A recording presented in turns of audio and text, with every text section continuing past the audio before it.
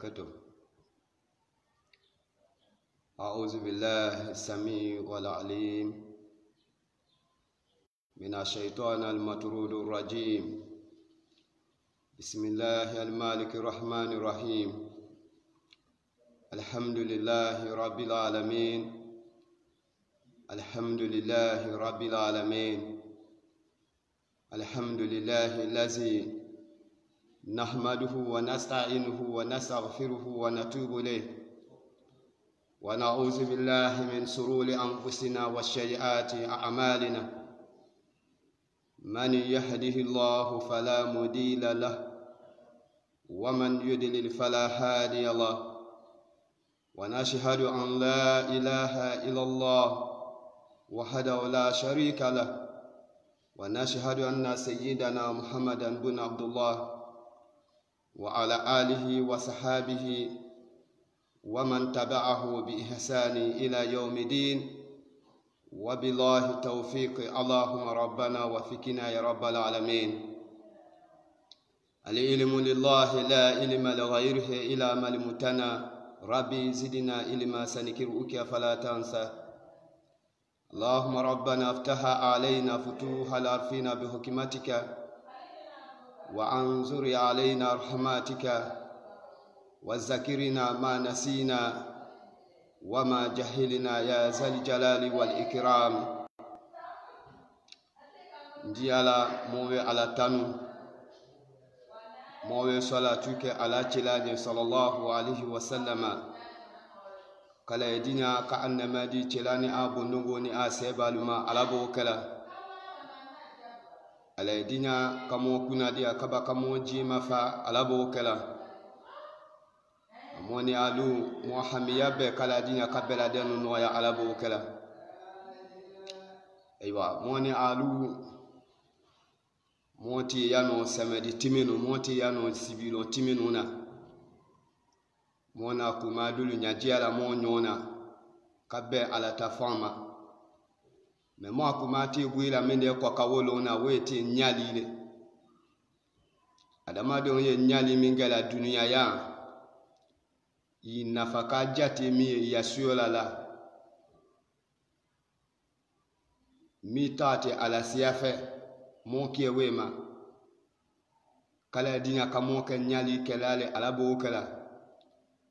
mo ka kesa dudi tawolo na kabiyama kawo kesa fo ha kata dan ala kalima ala madina kafoko moya laba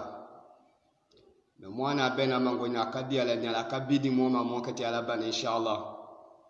kala dina kamina kamolo alabo kala mo kumati buila kwana haya minde kwa kawolo wele ni kafo mani amila salihan falinafusihi wa man yasaa fa alayha wa ma rabbuka bizalamin lil abidi. Mani kafo mole amila ni momindi kwaninga baro amalan mina gbira barela salihan ni wo bare chinyani fali nafusihi ini ya bare bebe mikani we ya bare bebe salani makonya li nafusihi aditi jelene ma wamani momole fana asa miwachi bena tinyali ma faneha ya tinyali kulato jangata fanani aleha wala teni maguleka wama rabbuka bizalamin lil abidi. Wala envamadu kafunyana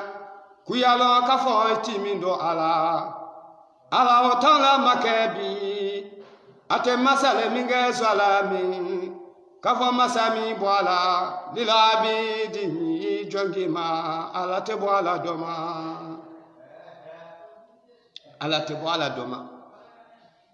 kuba ka temi akati sala teni foni jemi na bola kwata to haya mini fasanu nyina kwata to haya mini lo ni nyina mona akuma ta wolun ha mota ni dana me moya kuma ta ni dana kabo foni jemi ni atoni weya sita malo butu kata se siya farandila me ana se la siya faramina ani mu diki nyon ben fana siya faran wala ye woti ye bola bino siya ko kakana alema abena ka nyon ben siya farana timani me aya nyon ben wolo alena fani je won nato na we bo abino kanama kuma kyomi fanande fani jimi da na latia fadi mani amila swalihan فلنفسه ومن أساء فعليها وما ربك بظلام للعبيد هيا ولتي فنجيدا إنال آية نيوم بيولو ألك فنجي ما نينغا ناتي إتاتيمي وقوة ndate sumi na ya noni mota reason min kono ya noni angalo ndule koma ya noni na fekata sino ka kondara ke wodo we kala kusane feninzo kabiyanguma foni ndiemi mboni atani haya fasani loni ndia wo fana ko welo awe nebu fana ni yafe kata sukimbe wela ni na fe neta kata kondara fana kayeno nzia fana beba na nzia fana dona nyali di dafe fi sabilillah naka ala kolelo na fe kata kondara di kaya kusane wonyoso amwa fele kallon kafa adama de ye nyali mingela dunia ya nyali sala alami de ko ka nyali kelanya alami de janza sumi de dila nyali kelama kala dinya ka hina mola alabo kala mo hamiya be ala dinya belade no sonoya alabo kala ala kalima abe an alele komi ile lona lele ne fana lona lele sumi na ya na fe mo tamanyo ya ke mo do sokon abe mo be benoma wa mo te se tamanyo ya mina dana fo mo e sarati di ke mo tamala sarati we mi dele doka do janva kwalele o ko mo wo me ko mo fana ni ata mami no mo we mi zuela tamalo mo ke ti alo taralale do tate bunya do tale aya kuma muraju mi de la nyina kafale a eletani baraka dialo do mata baraka dialo bi kabe falilo ko jatima wodo be kala femi zueni ko mi neki ne tani neki ntale ko wote kala de idunyo kasula di kasuyo amata baraka dia wusula wo kosona amata baraka dia itani baraminga ni we ebe nale mo betale so kalotara dotate bunya dotale abe ko mo be beoma sarati sabana mi wa fa femi ma adia ninye mo be dinya o ma we dia mo beni ala mo makoto aka sarati saba min den ayata mala abe do asukon mani amila salihan فلنفسه ومن يساء فعليها وما ربك بظلام للعبيد me azna sunya minga sudun dala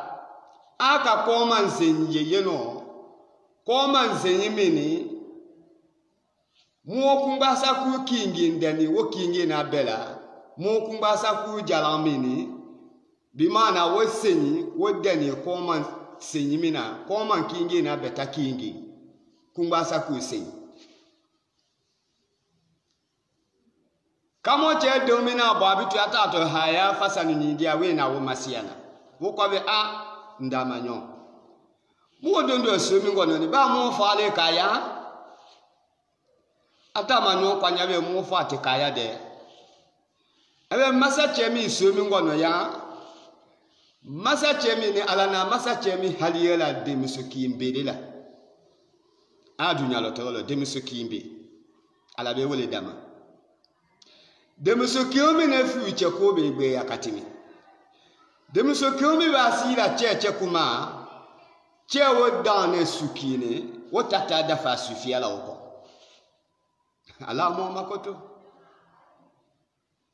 Ala dinya hina mola ala bo ukela. Me ala nafo minga kuya na kona kafo. Wa inna alaykum lahafizina. Kiraman katibina. Ya'lamuna ma tafaluna inna la abrala la fi na'imi wa inna al fujara la fi jahimi wa inna alaykum la hafizina wa inna la hafizina kutana tani malakalude alaykum tana kuma fi malakalude alaykum Tena kunasi malakalude alaykum walalu adama dunuma kiraman ay malaka babalule kiatibina ay sebela malakalule yalamuna afana lonilalule ma ay lonilalule fonu konina tafaluna ay mibara ay malaka wule afe ka kuna siya etama jolo susula niwe ala tani malaka wule ka adama de nko we ko so ala na fanu o suratu bakara kono ala wa taudu na'matallah la tasuha inal insana la zalumu kafaru ala wa taudu awe sarati hali aluwe kwandeli kala na matala ala bayin ne mamingela alu adama dunuma awe wallahi hali awisi kala ne makunyi malon kala ne makondebo enne mamingela alu adama dunuma ala dara amidila alu adama dunuma ala bunya mingela alu adama dunuye ala kunasi mingela alu adama dunula ala kuma fieni mingela alu adama dunula ala longola mingela alu adama dunula ku hali aka obela demu kondebo kadamia ayadu soma dama kada si wilala wala ma yedu nyalo to bela demu ke wonna ma kondela la tasuha wallahi qatina sila nama konde jatima atina mano akakonde tu ala nama mingela inal insana la zalumu kafaru inal insana famadu tena muninda la zalumu wallahi muni kani jetono la babelebele lo kafar muninde ala nama konyalo la babelebele ala nama konyalo la babelebele adamadu kala dinya kamo makuto ala bukala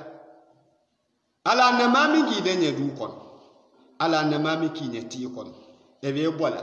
itato waya sile laba ebe bola itama solo kono ba ebe bola iya bareke dialo ba I manga umena ay tamata la bui fu ngoche ay tamata tinele fu ngoche hali ay bareka fu mulula abela dan mbese kamo mala nyangwa la le mo la tana kamo bo wulu masuba uma kala dinya kamo ni alula tan kamo kunasi alabo kala kala dinya kamo biya ala wakiyatu lahi kono alabo kala wakanyama faninje ko atama nyonya faninje mi boni haya mi kuenyi ni toma akwata manyonya wala abe ndamanyo abe nyabe musumi na ni ikiama abe wallahi nebe jalabi musumi na abe ne musumi ne ko atama nyo kwa nyabe ka na che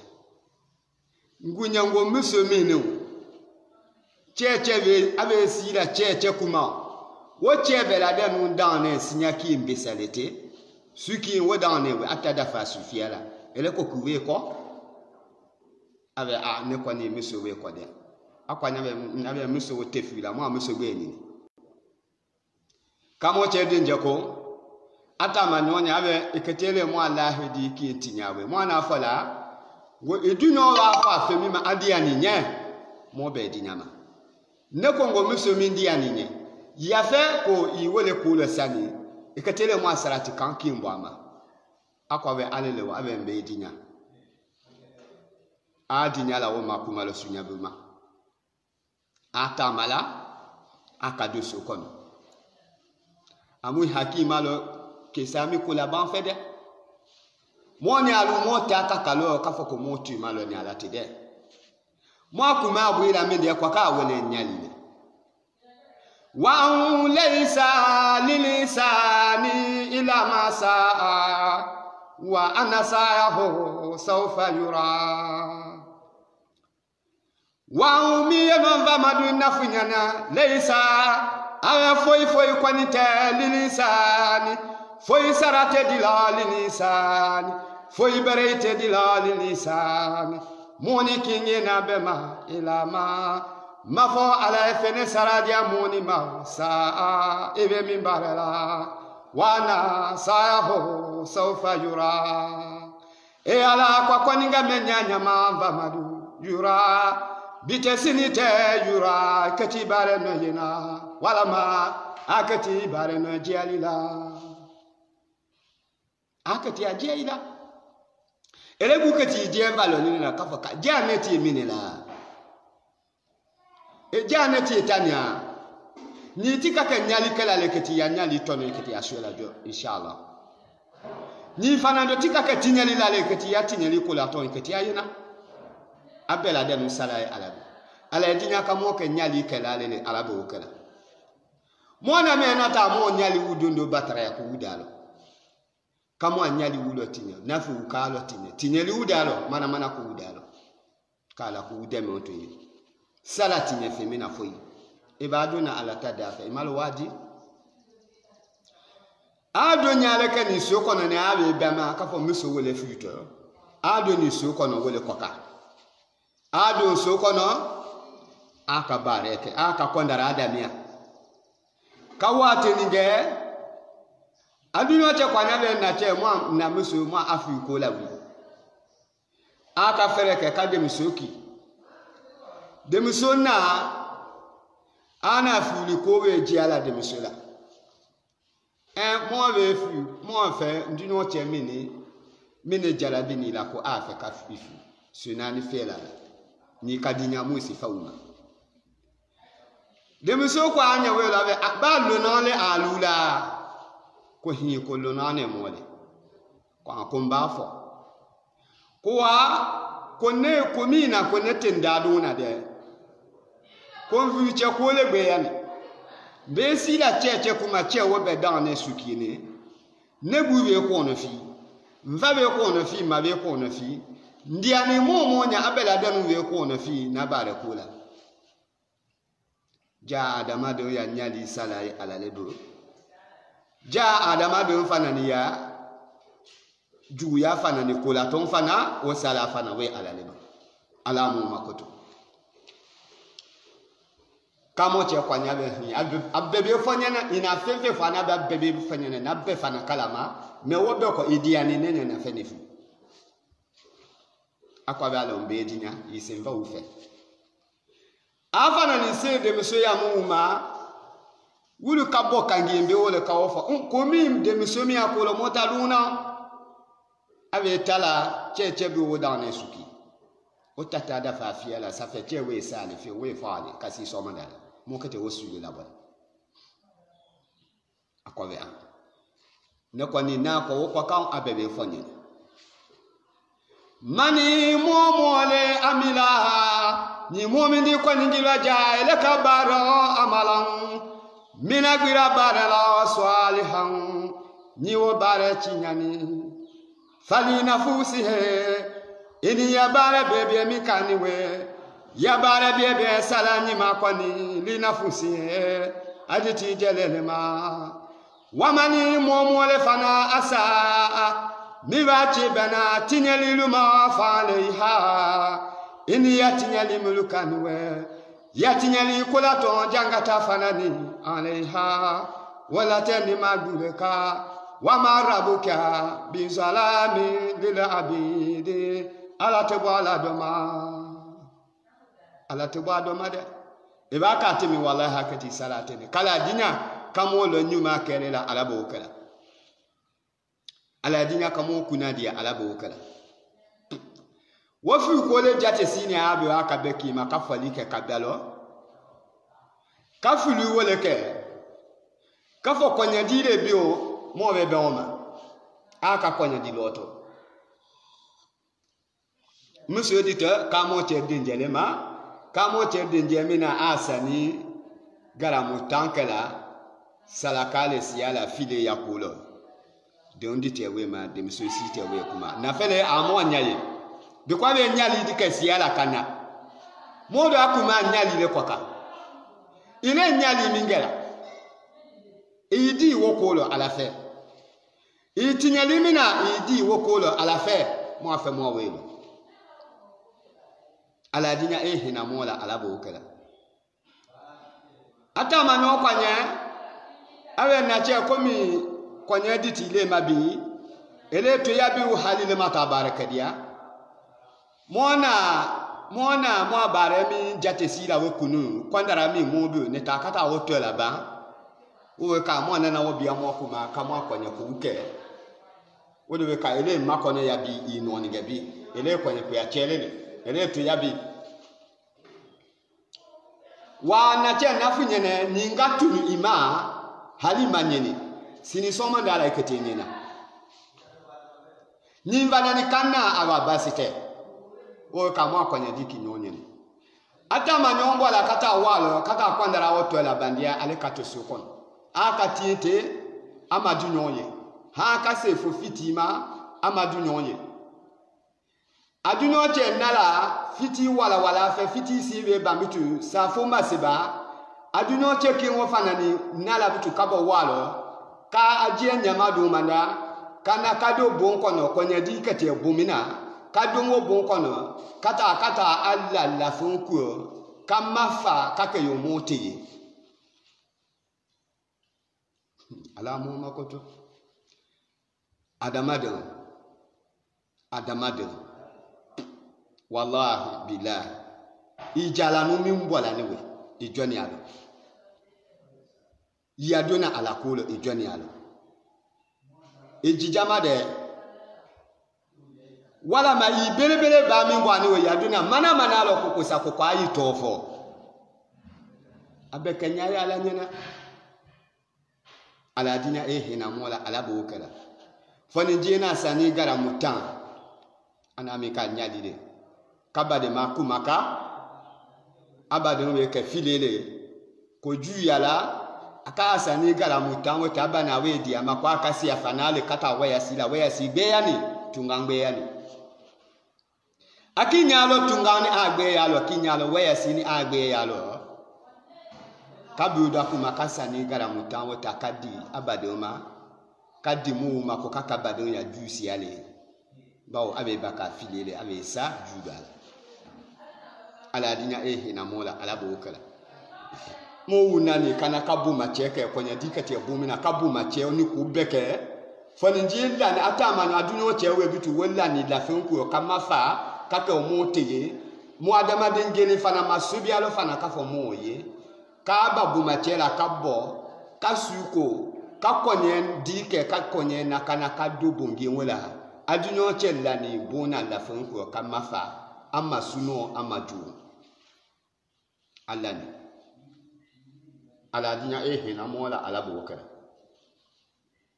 atoni lani wo bule ma konya dongela u kabaya dongni bulo fo tuula ha kabakata ka konya kuyato bona konya chefa na kana kado bona kana kado amuso kwa kabona akala wi aka kado ni muluka aka uluke kiko kan kasi muluka aka ko muluka aka wo beke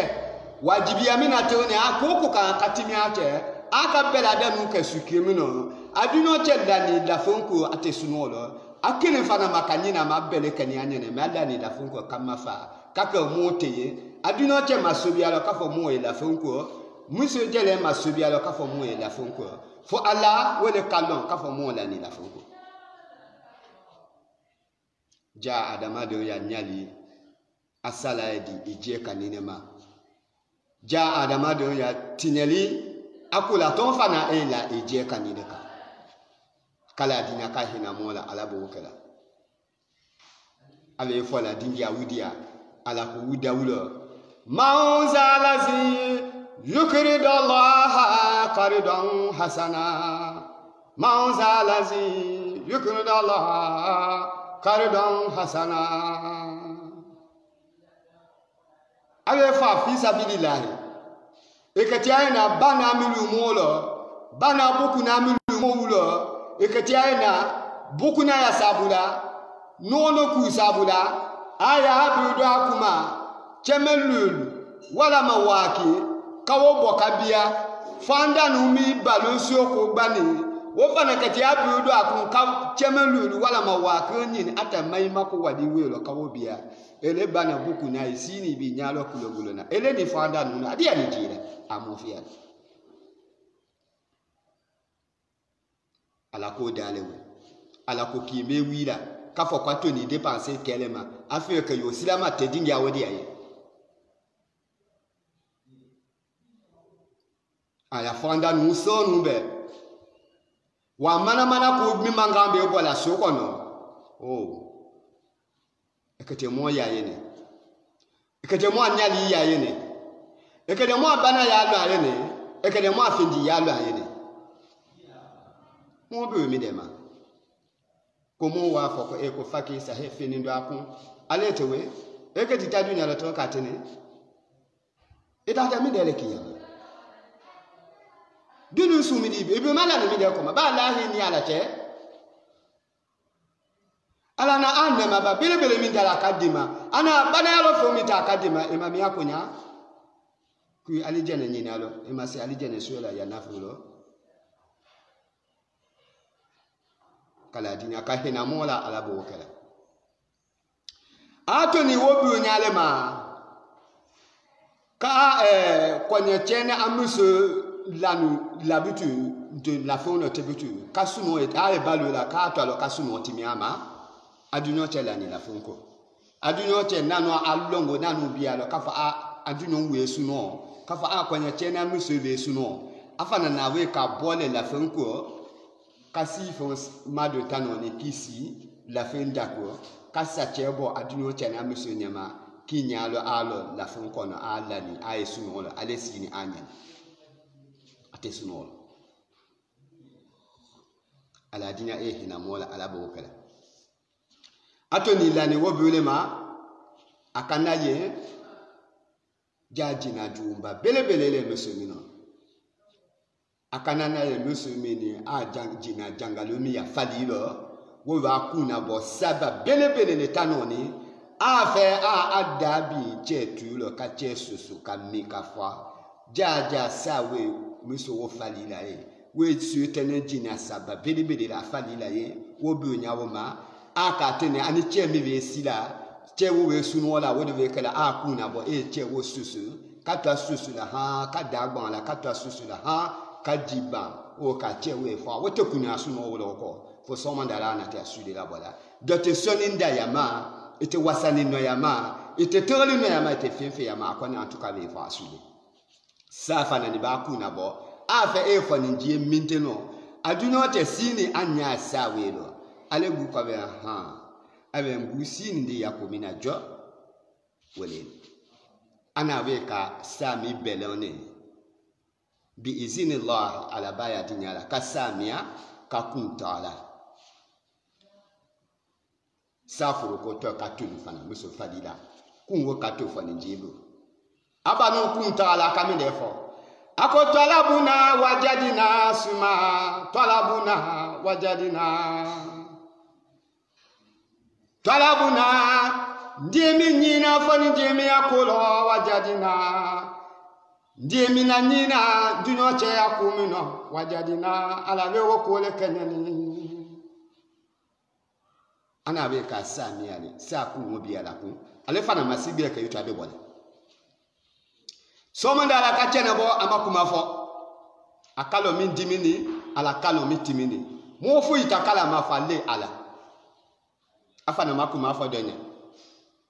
so manda la masa chejele bitu mi demiso le wobe samara samu ma misila an demiso kwanyadi ni kunu amoni alu kalo mo ya kalama kafo kwanyadi demiso do kwanyadi we ka sumino wo chene bo le sudone anda yeno amata do uta kabisendia anala kwanya bundala kana so kwanya chebia ni pipa wo gbelo asini da ko fuitara la mo makote ala masali ala le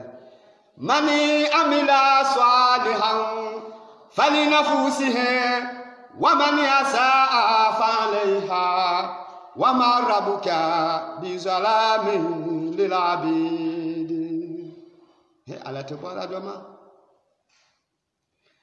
masa chejele ko sumine mine ba kwanya che masibuna ya ave konsini yani kata de musojele manya bi chema siya konje sini yani ichema fa ko tala nde ko mo wo ko mafi ala dinya hina mola ala bo kala ala bi simbiya ko mina wote tinyala wala le mo ne alu kopo ala na deni koko ka hini la wolo ka minne mababile bele medima I wala ta tinyali fete fu ma fe na ala ne ma ko nyima lona ele madema suyeli kala ina ala ne ma ko nyima lona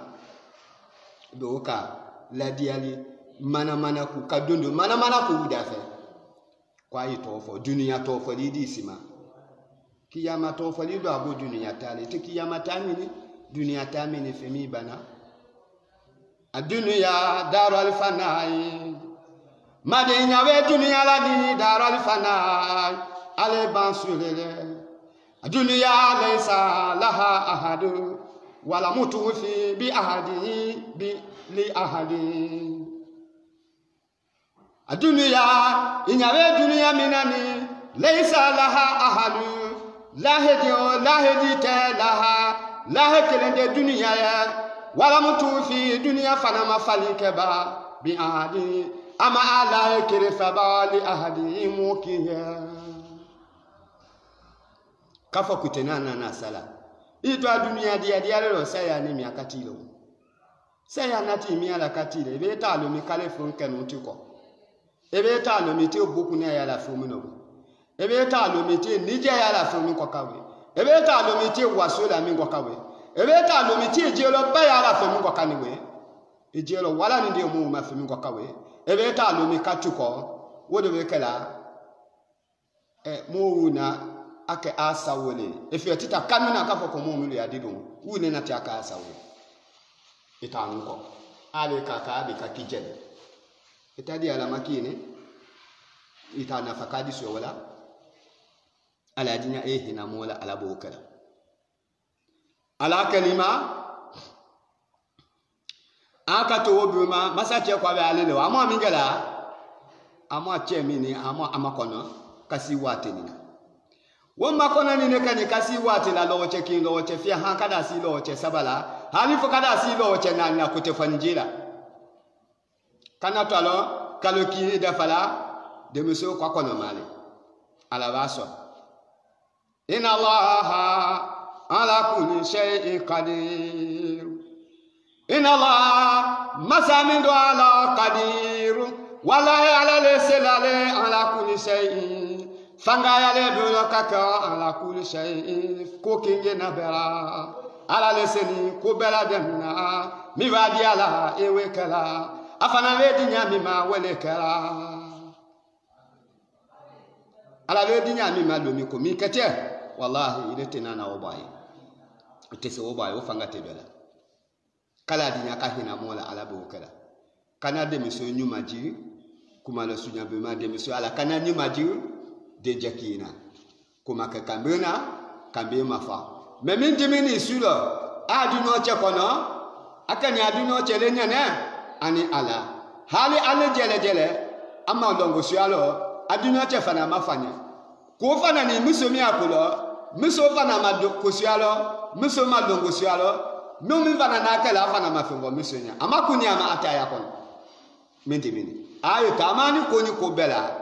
de on be so funo yaolo aya ko darala aya baranda fani je jele ko abe nyabe de minani abe mvale tate de mi tola bawo na bola su kono ngonate haya lo fasanu ni dia ngonate lo ni dia na ba mva fe we ma fenzo be musoki ni dengi so mvale tate de mi tola la ala dinya hina mola ala bokara abe wa na fe bitu ne tamfa masa fe kata si adele afe nyabe dinya kama na de misula bia wo ka monta mani momole amila ni momidi kwani gila jale kabara amang minagira barala salihan ni wo bare chinyani fali nafusi he madeni ya bare bebe mingani we ya bare bebe salani makwana ni nafusi aditi jelele ma ومن أساء من واتي بنا بارجو ما فعليها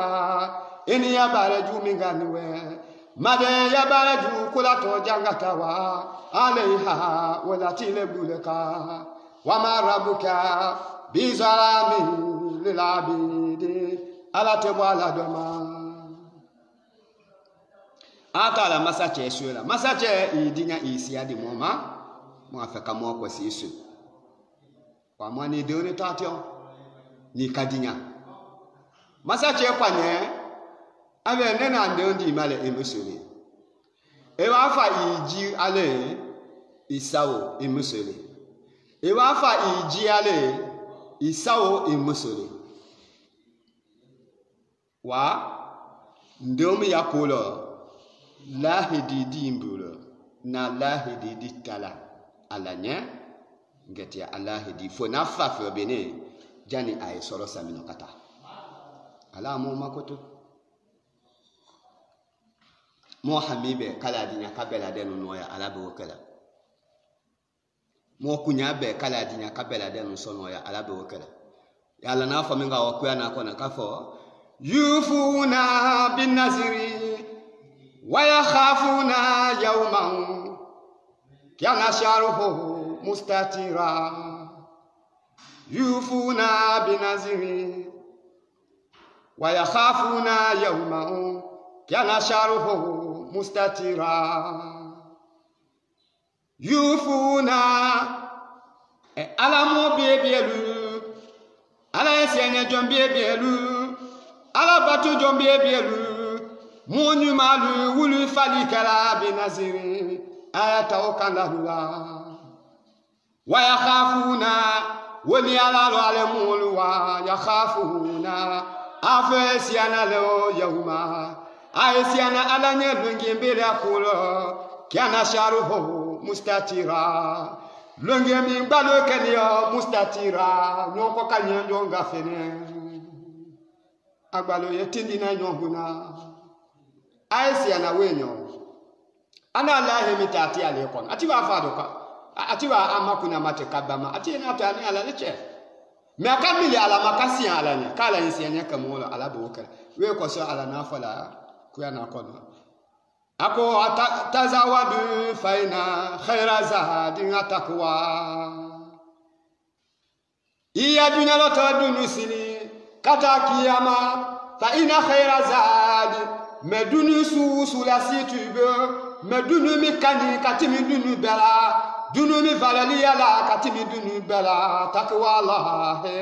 wala la senye mani yataqi Allah yaj'al lahu makrajan wa yarzuquhu min haythu la yahtasib kala dinya kamoke ala nyesenye lale ala bokala limani ya ala dinya kadimoma ala bokala atula wobuma che kwanye masa che kwanye abe ngati na tawo fala na lahe kan la mindeli moni na fala le ka fongo ndem su kumini bawo afu che ko be gba abe si la che kun che wo be dan ne sukini wotata da fa sufiala ne guwe ko na fi dem so jele be ko na fi moni ndem so dia ni femfe nya be ko na fi sokono mo be ko na fi femfe ya ko kala mafana be fana be ko na fi akola mo be sini ka hami dem so mi ne cheta kola woni alaka so chela ni alaka so fu chela esi fu chemi nguma ngo femfe ne masa chemi mbulo bana ya lo fene na masa ya kono ngete wo fe cheme ngete we dila woti mu Allahu akbar kala dinya ka hina mola alabo kala faninje na sani garamu tanedila salakale katimi kata awaya sila sani garamu tan ana wedila madema elebe jike ebe nyali jike alakolo je kwande baba ebe doro me ji dépenser alakolo je kwande baba ebe fali koro la diabi bi fali koro la bare alako jilo je kwande baba madema kwande bona te sa muhammada hasibu anfusakum kabula an tuhasabu yawmal qiyamati hasibu kwa maye kwande bali ka anfusakum amoye moje kwande bofa kabula an ka kongo nyinya tuhasabu jani ayana moni alu kwande bo yawmal qiyamati kiyamaluna filenu lansena luna ije kwande bofa ele be mi de madunia hasibu anfusakum iya dara ya mino iya dara ya la bara ladi hasibu anfusakum iya bana ya mino niwe iya bana ya la bara la dunia di ya la bara la junolu wochedi ya la bara la ibade malu wochedi ya la bara la kaninu wochedi iya bana ya nusila nyaminde ma hasibu anfusakum ije kani kwande bo ala na mandi ya mikilo ya mandi yawe ya mandi ya nusila nyaminde majala ya nusila ala kolela baba ya nusila ala soso kole daloba hasibu anfusakum ititi je kwande boba ala na mandi ya mikilo niwe ana salama ya milika niwe ya salama yawe ije kwande bo ya salama yawe ya nusila ala kolela baba ya nusila ala soso kolela hasibu anfusakum ititi je kwande boba ala na chene ya migilo chene ya jate mi fadilo iwo chene ya nusila ala kolela baba ya nusila ala soso kolela hasibu anfusakum e ala ititi je kwande boba ititi je kwande bo ya nusila minelo kala dinya ka hina moni alula ala bokela mo hamiya be ala dinya be la den so no ya ala bokela ala kalima masa che ko abe na femfe na masa ya mingono na banayalo femfe na masa ya mingono ngaka ka wo konde wo cheme le konde ala kataka dima italewe fi sabilillah iwo mia itawoke eni idon ferere aitasi woma akamu wulawi kaka werela sumulu yabuba nyomemulu yabuloba nisimulu yeba bien qualité kwani ni abulo akabe cheme konde kanale ka alalo nafumi yabulo sani manga sami diabulo kata dalaka sani biriki domulu sisini biriki de cheme ale na tane dila ebi ala kama kuyana kono no kafo mani jaa bil hasanati falahu asira musaliha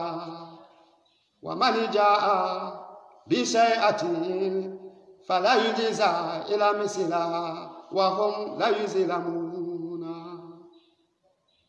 من يوم مولى جاء ni mu'mini we nala bil hasanati mi we nala kuni makine ele be nyali kala kuni makina falahu asra musaliha ya kuni makiwe wo dara ya bere jate nyono ta akade we sebela ele monikum wa man jaa bi sayati ele be kati nyali lale fala juza ila misilaha wa hum la yuzlamuna Nina dasikine dila wala weka sala nyaka da ka dasita Nina dasi mwana dila ala weka sala nye mwa sidia mafia ebe ajima bina nite Nina tane dila ala weka sala nye tano nzi tanka kabejima ngo chemelete foni njena sani garamuta ana mendila Masache ala kam masache lala ala fananga masache losu Masache kasani mangasandi akakata biriki de la inyongo kafo biriki de cheme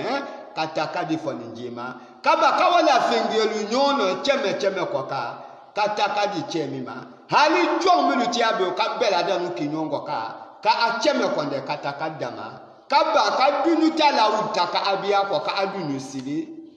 ka asbia si akata abia aya sukono ko wulu takata malo aya sukono kala dina ka hena moni alula alabo kala hali jazahu li ahsani la nasani hali jazahu li ahsani alale na minyi ngali kala hali jazahu li ahsani jalasa sala yesu la bali ahsani nyali laba ana we fola kada o mafo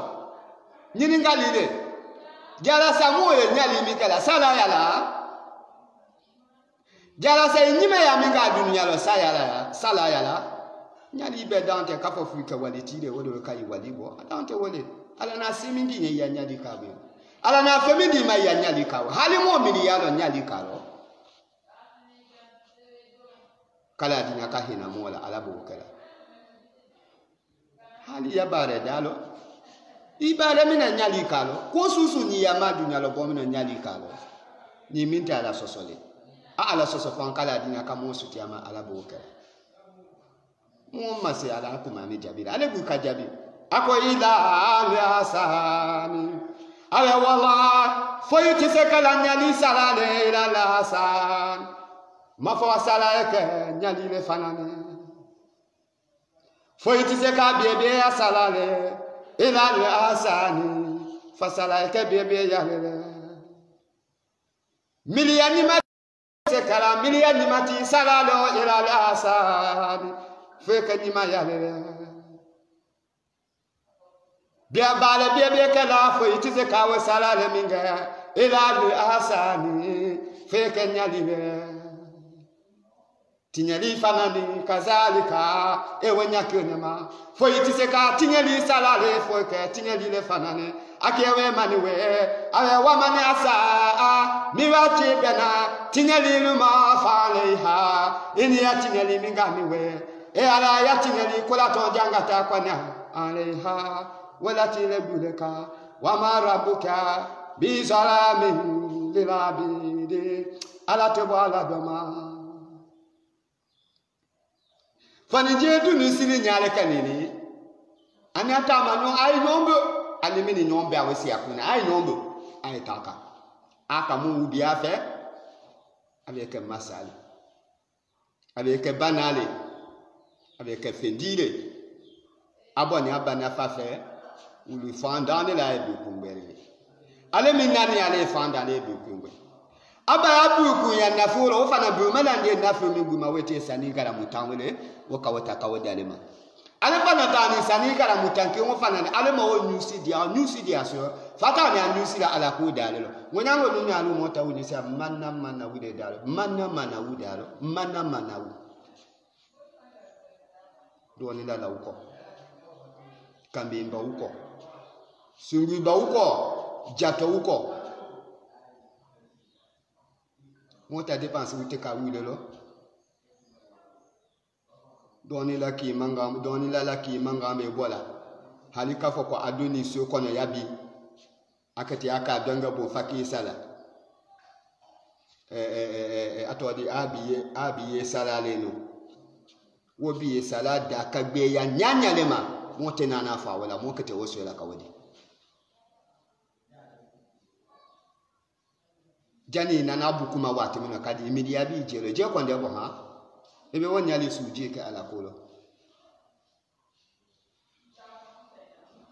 Itajo modolu yena lu saba lu nani lu lolu lo ni abulo misiki ndalo.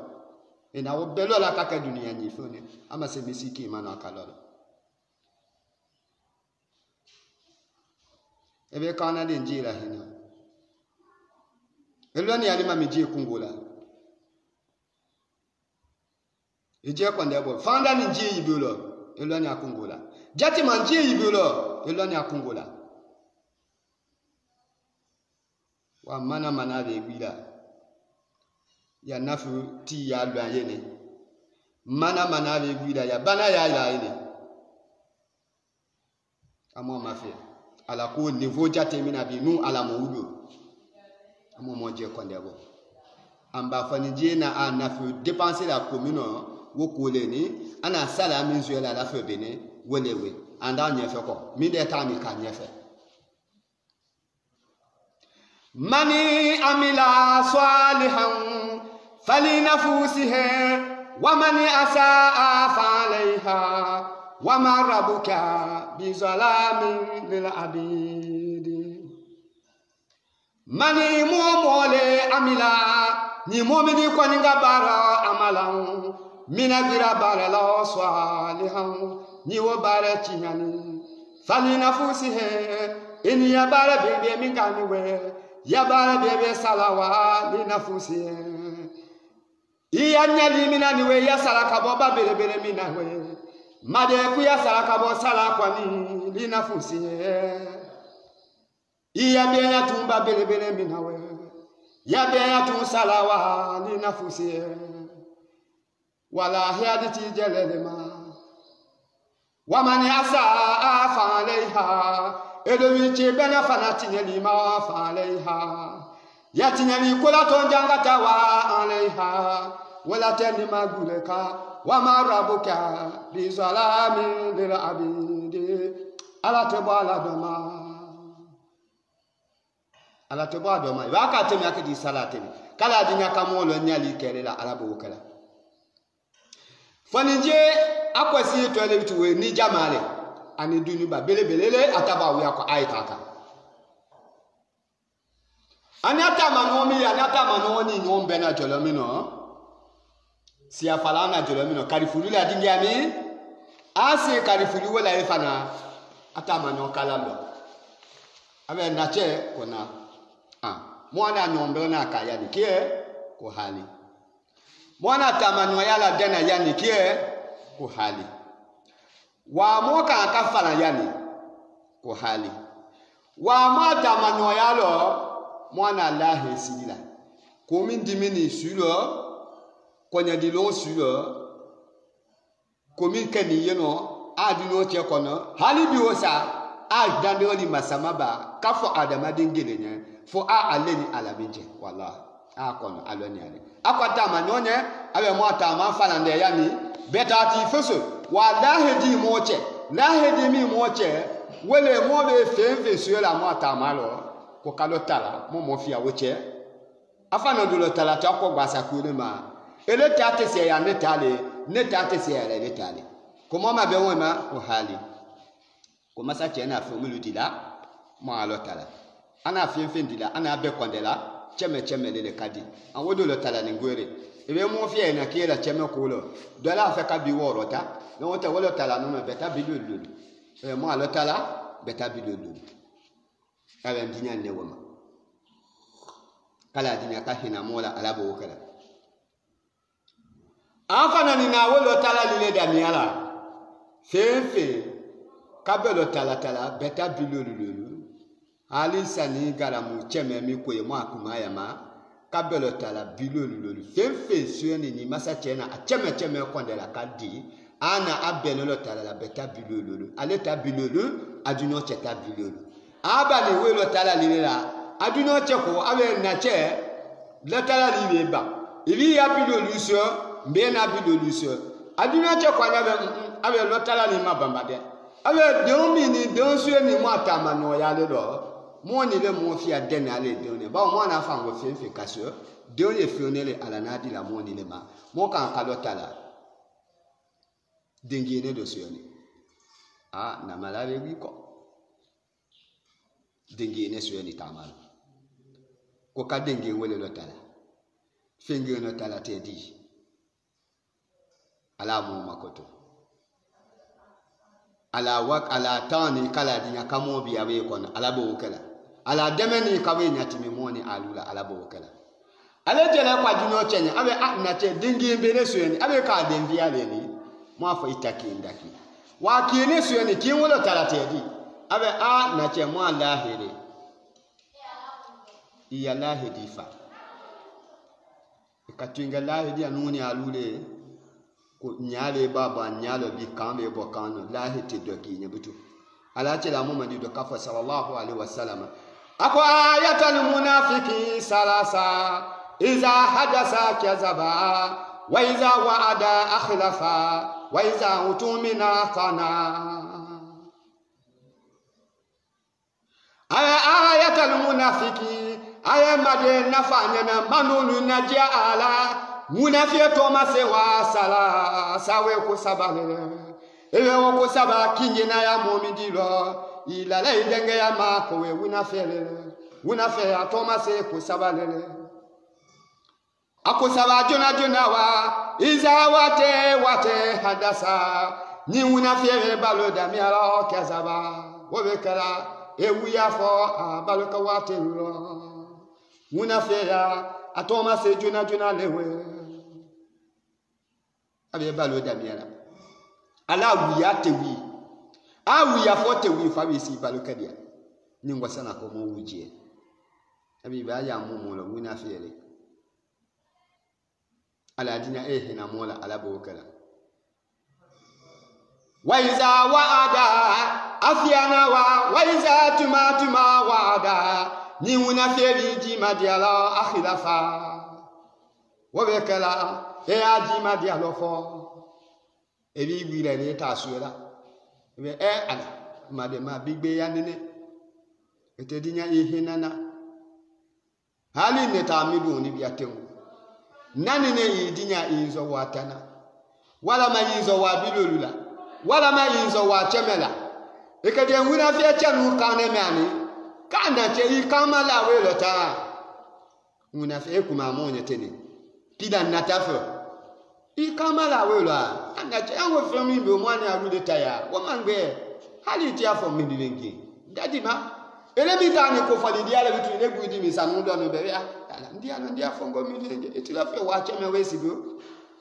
ini muminche ini finsu micha we kasula ida fe wa cheme mi ngwa ni ibi ro ewe di fe ikita ku ma fe de we ko sala na fa ku na ko na we lima takuluna ma la tafaluna kabura makitan edawahe an takulu ma la tafaluna lima min dekani takuluna alubi malani min dekoma takuluna amiliya min dekole takuluna aluye barela aluye kumalama aye kuma bwala dakolo min kanya fola tafaluna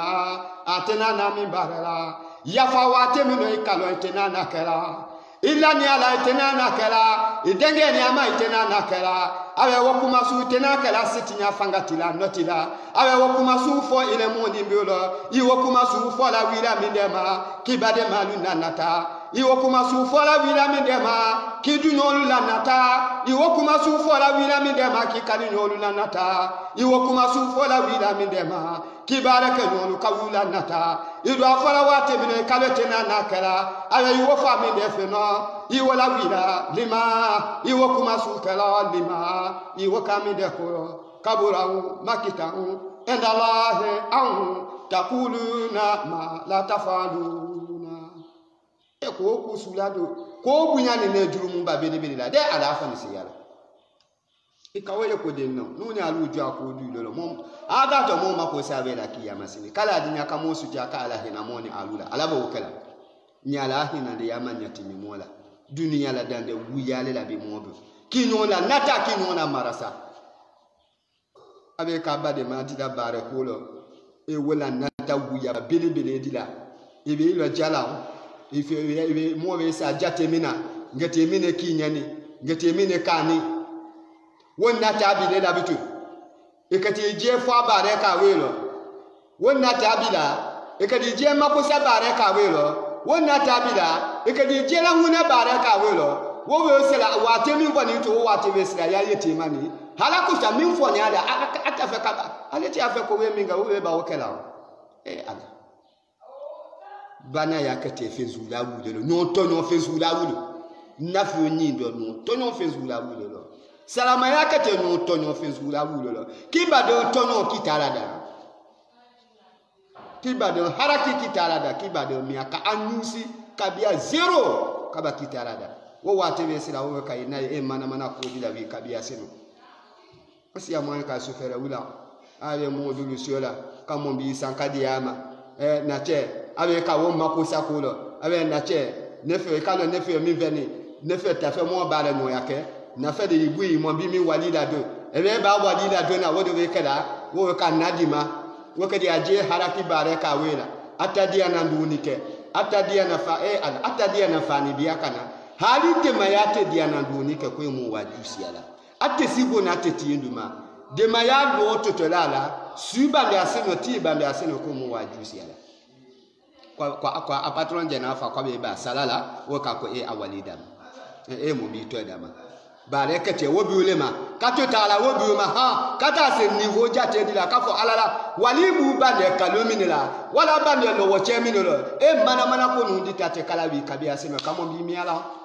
mo bi mi ako yeta la bitu ne be dinya sa ati be bare mi ga ka wali mi na do wo kete wo ko kaji ebe mo bi mi ala bitu ne be dinya sa ebe ami ala bitu ati be wali mi na do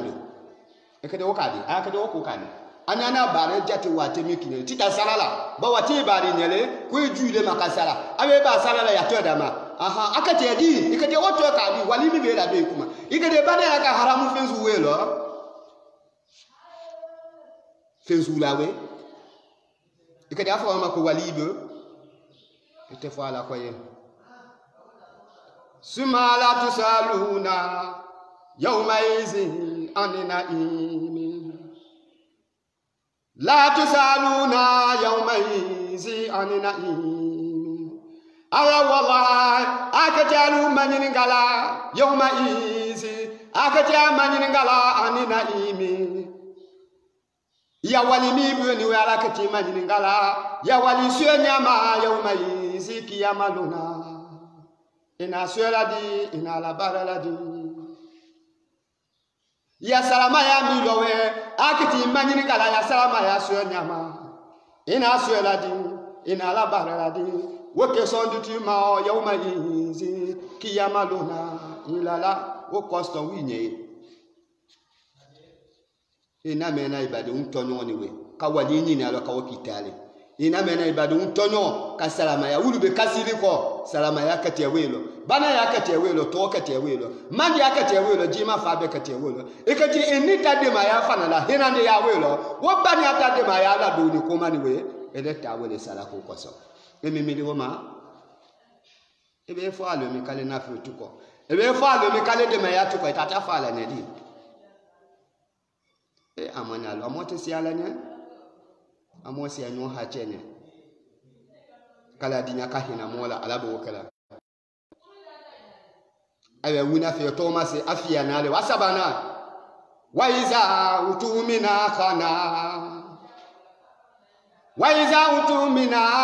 niwi ala nande ala na wuna fielo niwi ala nande anyalo la wuna fielo kana wekala ijamba longena somanda kina wala mawia kina ijamba yaya lebu kokyo ile kimbia nuto abe wina ko sababe ba ya mu senu elewe ala kama ku yana kona abe innal munafiqina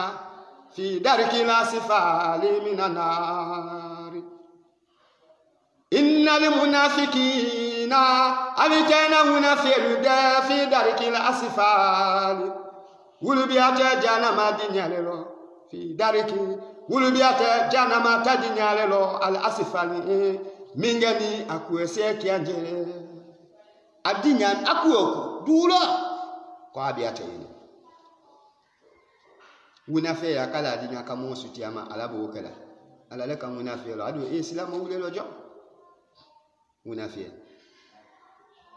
iba ya tamamu woche e tamala mo bebe a masiri ko ciuna tamala tama ko ciuna mu woche kuma ni njiro te bada mu mara sakanvo ulo abe bola mu mara sabodi ulo mu waje na aya ji ala lo to mana la ilato ebete yalo ka fi be se mama to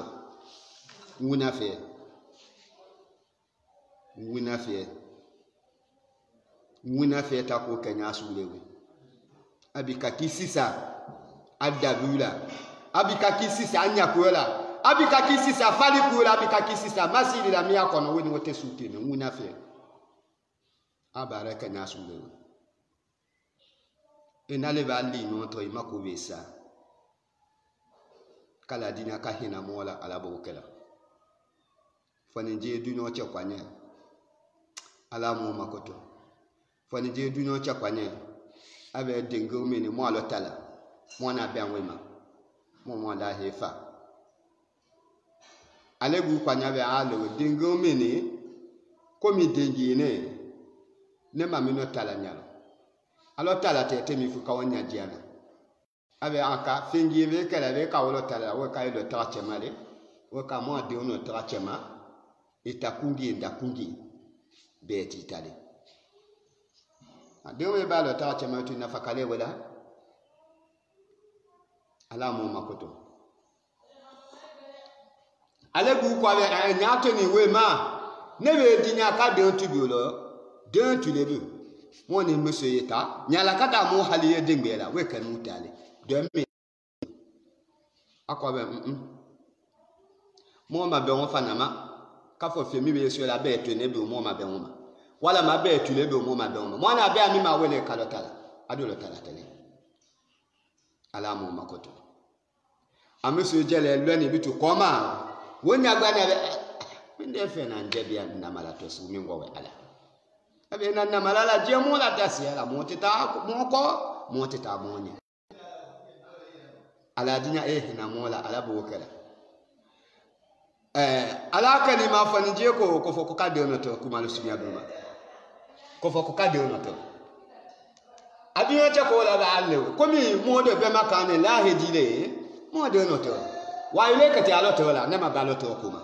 abe hi ne dinya ni na lo to ebi o kala na lo to ya sen kimia na sen kimia ma kuma ju mo alo chi achema beta fangingi singi buki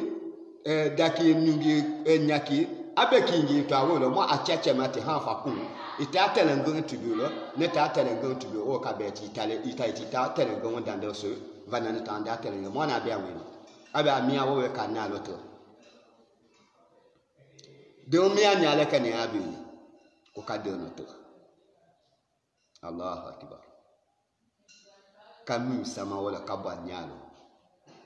kamu dala mo ko ka de no to fo do ka de no to ata mano su mine ko fo ko ka de no to fo ni je wa amadi ya muso wa amadi aka ko beka ko masa mi no ala ko fo ko ka de no to ko fo ko ka de no to fifi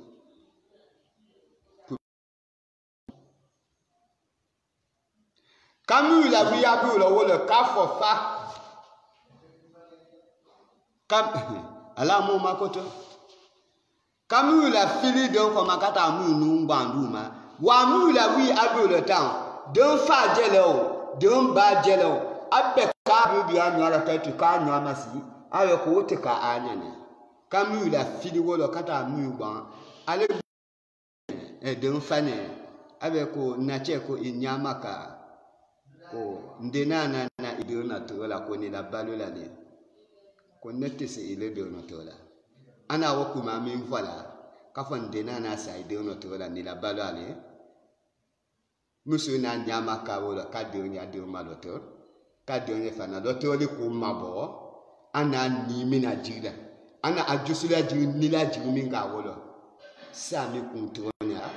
wo furu ko to ka bo asena jira ka teduma jina sami ndi afali lo suite na ndi afali ala ba basi o jangalo be bo afali lo fani njiwo abasi nyati tanyene abasi titabu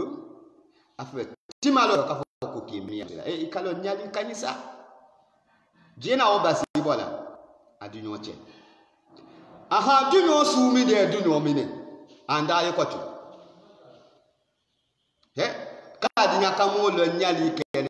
e wa lu akomi alo e wa lu akafo komi alo ko nguti suwe fo mbe kale itabe do ala ko da fe mani mole amila ni mu'mini ko ninga baro amalan minagira barela swalihan ni wo bare chinyani fali nafusihe in ya bare bebe minganiwe ya bare bebe salani makwana li nafusihe ajiti jelelema wa man mole fanani asaa miwachi bana bare du kema faniha ya bare du kola to jangata wa alaiha wala tilebuleka wa marabuka bizalamin dil abidi ala tebala doma kala dina ka hina mola ala bokera aha fanin jina budu akuma yenole kasa kuwe wala jani diabu woti adu ana wala aguna dande wali ka dinga abu dia ko kenna timanya fo ana nya fo di kaede ana budu akuma kasa kunwe labo ka alla safuru ko da feta akobe na che enyalo sami kun sakumi ni samini abe aye sukine le ba ate sukine abe ko alala ko aye sukine le fomindi imusumina ko jina jumindi imusumina jina sukene mindi imusumi fadila ati ko minga wedeni ati ajema la sale tanole ka ajela do musu fadila kana ka chewususu ka mi ka chefwa woleti akala we cheche musuni cheche be sila kasi somandala che wosude la bote sa mineti abela de mu fala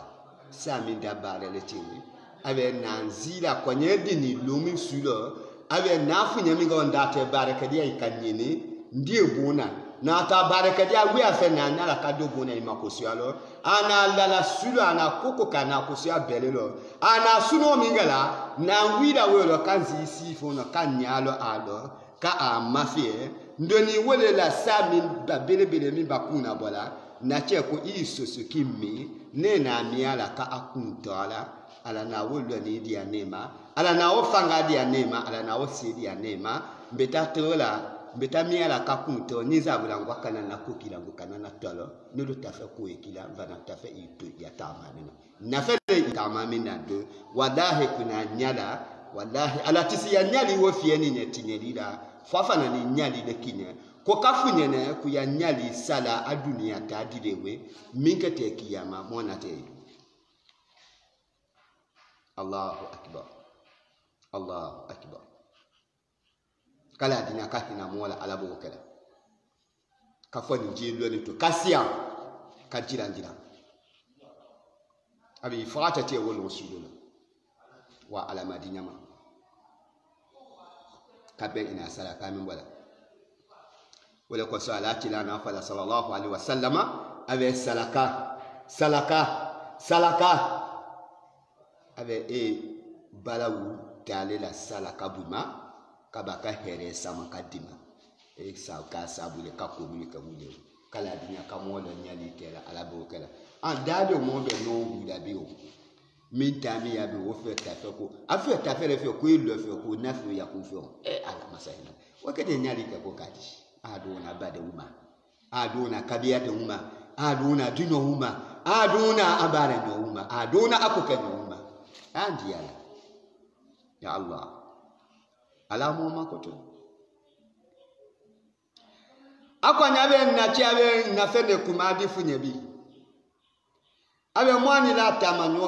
la tamanyo ya la denwate katawo maha kasifo bila hali akase wate dilo iti afeka ngere ba o wate dina sira ati afeka akela kolo kabwa lo makasi bila ko bebeke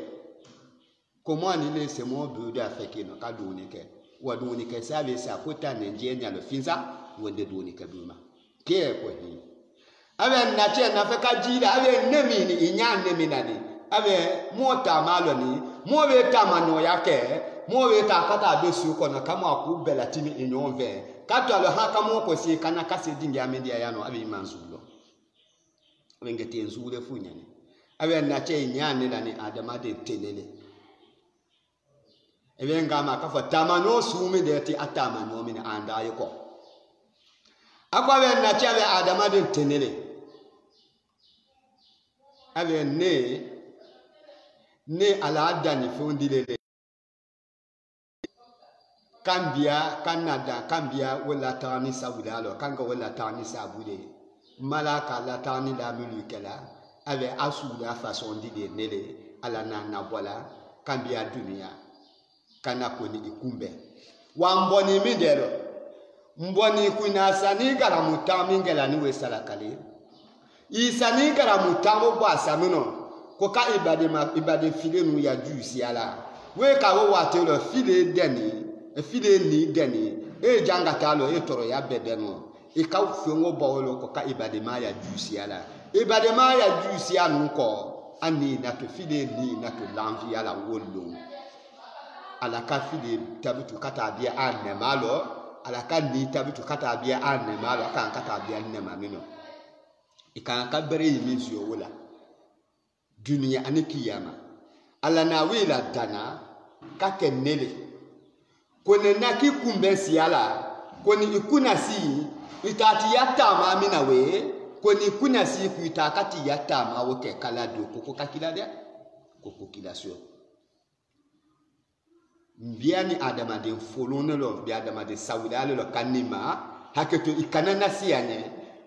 ko kawna woke yanyali janza dile fe bene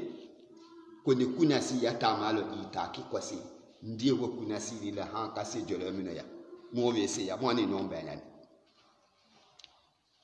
okay mba kiyama sini mo fana falande yani wa kiyama sini mo ni lele fana kate wi la sini kabo kabi kono itama nyon fana ni nele kiyama sini kwa wi ya bare bie bella la manala kabe bia pesi di manana ala kate jamali dia ne mawelo kadinya ne wowe kanena kana kanzi ya bare bebe kwa ka atola biya ya bare juma wowe kala moni le kate tala bitukina kata dun ala alijenya kono ala koko ijanza lewe adunia ta ko ijanza lewe fefe suyo ne ni moti wa belo taratara ka fo bilolo ndi wo bela wila ila balolema ndi ko mi bu ko jon wo fiomi boy monsieur falila wole bonne ni nguti wole la ni nuna mendi se so wala ide o tamate fo mo adami afendo mi ma fe wona lo tara li dami awuli ma wolo abela danu la inongo ka itale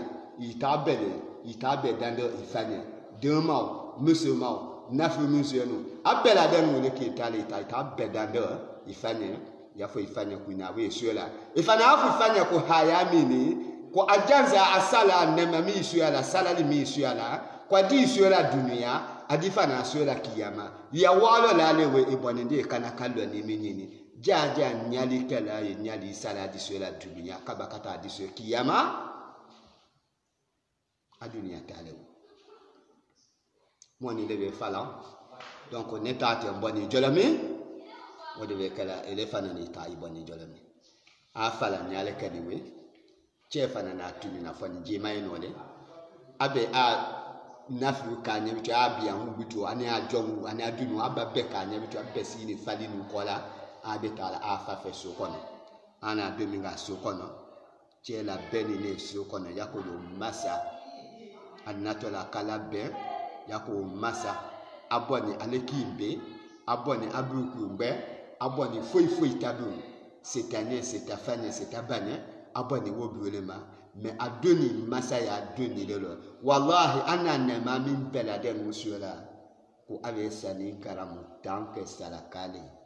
abade filemu yakolo kabade ya jusia et dire quoi n'est pas bitou et le dit dépenser à la colle le guisi bitou wana kana fala kafa hasibu ila konde bolike anfusakum et je kanina kabula an kakungo ninyo tu hasabu jani ay konde bo watemino kiyamasini jani ayna mo konde bo watemino kiyamasini je kuma fe ebe nyali jike yesala ka jibo et Dieu qu'on est ya na fumilo ya dépenser à dire ya na fu ya dépenser bunya milo dara ya milo ya dépenser à mi jima familo ya dépenser à mi ala na nema mingine ya dépenser à mi ala na dara ya mindima ya dépenser à mi ekati tu tawobe ka mana ko lelo ebe sa le minado ebe ta la le minado kale na fu tu ko o ka kete kadi ebe salumi ebe malande salama yami ma ale salama yama ba ebe salumi ebe malande jimandi yami ma amaba kala dinya ka ala hina moni ala bokala ilo jasa ya nisio pulson bebelo wena ka ala na fa ku na ko meniwe akoya ayuha alazina amanu يوما ترجعون فيه إلى الله يا أيها النمال مؤلوه الذين غيروا مولما آمنوا ألمنا لمن يكرا أتكو كمي بني kwa moesia يوما amoesia lwengi yakoyo turijauna amoesia alanya lwengi yakolo turijauna agate moni alu koni nasila ofihe mobu fiani mosi ya berasi to fani benu no lumina ila allah katadi ala otalama yakinama wolu yakoleda iti ala sosola kanino melu kosonime wule biati kwa wolo wile tamati fe wolo kiko kikasanji kitakila sutafe kono kata du se kabwe kati bia du lo kajidi likakafuli likakabaki datu kakodula kila mtu duko iti ala soso amulu kosowolo ibani ndi ala lo mulu kosowolo mana beteki be mulu kosowolo awe bibia dula eta itui eni jiti kete no wolo ibare no madema ala na femindi maitenyali kalo ya dunia ni alo ibayaki ya mani ni alo iba fa ku ya bedo dunia da fa edi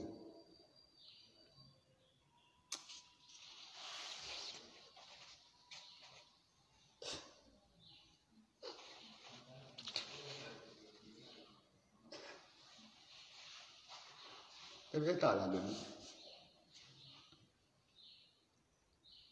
habita lemi katile eba de tena na tu fe jolo wadi ay wolo ikadi ya nyanya na ikani no tena tu fe no wolo ikadi ya nyanya na imamu susu le tena tu fe no wolo ikadi ya ti nyanya na tatu bi mala me de ndi ala kala dinya kahina mola kamoji mafa ala boka kala dinya kamo makoto kamo kunadi ala boka ala hinande ya kala dinya kabwe di moma ala bokala ba fani jina ya fasani nyina watata hayalo ni nyina alo ni nyali dunia kule oni kiyama kule amoni aluko ni ba alo mtu sake kafa nyali sala ni esu ya dunia oni esu ya kiyama mo wajatero ala bisala ya nyali ma dunia kabakati sala ya nyali ma kiyama iko nako juwali ala ne bayi kono kama masaya jati sinya nyalo kala dinya kahina mola ala bokala ala na sidi tolala kadima dunia dondia lo di tolala kadima ibade maso mbiko suni tele ete hinala ikani no wiso no bi ko suni tele jati ma no wiso no yeso ko no suni tele fanda no so ko no suni tele be do aduli alu ma personally fi ani saba ala loni ba de ta ma se ma fo etimi oboji se di ala kata i do ni ali ma mi ko ma suni tele isi ya ko ma wiso no be e bi di ana do ni na e bi da e mala si fiela si ki ni fia be fo ko complete damia abiani ne la si la ibala bal ko jike ibe do ni jida be si fa ko ba te fa ko dunu mi su ko wosu le ka mo cheko dunu mi su ko wosu le alima mi ko dunu mi ko wosu le kana de kuma ibe jida be akoma alima mi kwa efete kwa te kanu li ka si so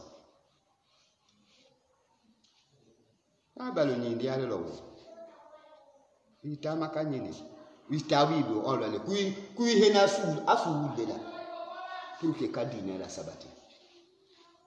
ala lebu ala jele le dipen kan ya dine la on tabe to anu tama sadine ko manaba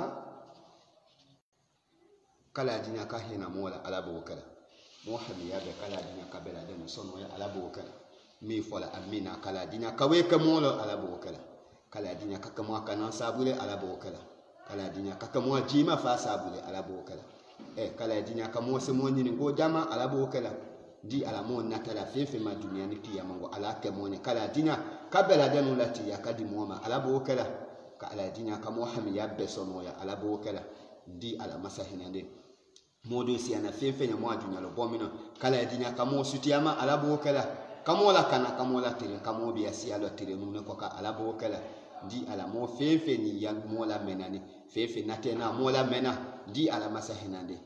silama de ay dunia fanfa kala dinya ka ji mafa ka nata mafa ase anyu ngo dama herelo ni sono ya bi ma ala hinande yala ala bo kala ka fi de un ulu sadi akala dinya ka ka silama de la wasadi ala bo kala silama de ka fi de un fodi akala dinya ka ka silama de usadi ala bo kala silama de un kala dinya ka dor ya ka dar ya ko ta wate be dunia fambe ala bo kala silama ya korota ka silama de un korota ala bo kala mo hamina fenfe na mojo ala matara fenfe na midia ni mu mola mo ya asonde ani ahamina bi ala dinya wa masahina de ka wo bela de mu ka mo hami wo bela de mu farayo ala bo kala ne ma be hamino vana date na na sa be hamima mi be ka min na tala hero ko ala kanya kala dinya ka wota hero wala ti ya kakane katami andunu wala ala bo kala mi be ka siana mino ko juno ko ala ya sutiyama kala dinya ka mo sutiya wo ko juma dunia ni tiyama ala bo kala moni alu abade malati ko ma fa Muhammad samu ka kene BCB mi ma wate mina mwana fa wono sibiti minu ndolo wonya kadia la nyala ka BCB di mo mango mona tena kesa mina bana alhamdulillah ala do babiya mo haliyolo di ala amin fan amina kala we ka mol ala bo kala inshallah nya kadia la moni alu fana ni BCB be ni ala ka wodi mo ma programme CB le nya kadia la nyala ka wo facility keni ka monye mo kate ka mo programme benason CB bo mo kumala ni wate be lulula wate be abela den witala unité de la ala dinya hina mola ala bo kala mo hamiya be kana do le do mole mo hami be kala dinya ka bela den sono ya ala bo kala dinya ka mo jima fa ala bo kala nya manzo waya silo halado kanzo waya silo nya kata tere na fuili ye odo ka mo fa na ni kete sibi bena inshallah mo programme sibi so sibilo dia sibi bana be ba dia sila kadamia mo fe fala fina yano 4h kata si 4h30 la asi amano ngati adamia la nyakadia la kala dinya kawedi moma ala bo kala bijahi rabbana atina fi dunya hasanatan wa fil akhirati hasanatan wa qina azabana allahumma rabbana zalamna anfusana wa lanakunana minal khasirin allahumma rabbana atina fi dunya hasanatan wa fil اللهم ربنا ادخلنا الجنة مع الأبرار برحمتك في عبادك الصالحين اللهم ربنا إنا نسألك من خير ما تعلم ونعوذ بك من شر ما تعلم ونستغفرك من كل ما تعلم إنك تعلم ولا نعلم وتعلم الغيوب اللهم ربنا آتنا جميع ما سألناك به في السر والأعلان اللهم ربنا زدنا من فضلك الواسع بجودك وكرامك يا رحيم يا رحمن اللهم ربنا إنا ببابك نكيف فلا تطردنا اللهم ربنا إياك نسأل فلا تخيبنا اللهم ربنا ارحم تضرعنا اللهم ربنا آمن خوفنا في أوطاننا ربنا والي أمورنا خيارنا اللهم ربنا أمورنا شرارنا اللهم ربنا ارفع مكيتك وغضبك عنا ولا تسلط علينا بذنوبنا من لا يخافك ولا يرحمنا يا رب العالمين اللهم صل على سيدنا محمد وعلى آله وصحبه وسلم تسليما سبحان ربنا رب العزة عما يصفون والصلاة والسلام على جميع الأنبياء والمرسلين الحمد لله رب العالمين آمين رب العالمين الفاتحة بسم الله الرحمن الرحيم الحمد لله رب العالمين الرحمن الرحيم مالك يوم الدين إياك نعبد وإياك نستعين اهدنا صراط المستقيم صراط الذين أنعمت عليهم غير المغضوب عليهم ولا الضالين آمين. أما بس بيبيو إن شاء الله اللهم صل على محمد وعلى آله وسلم.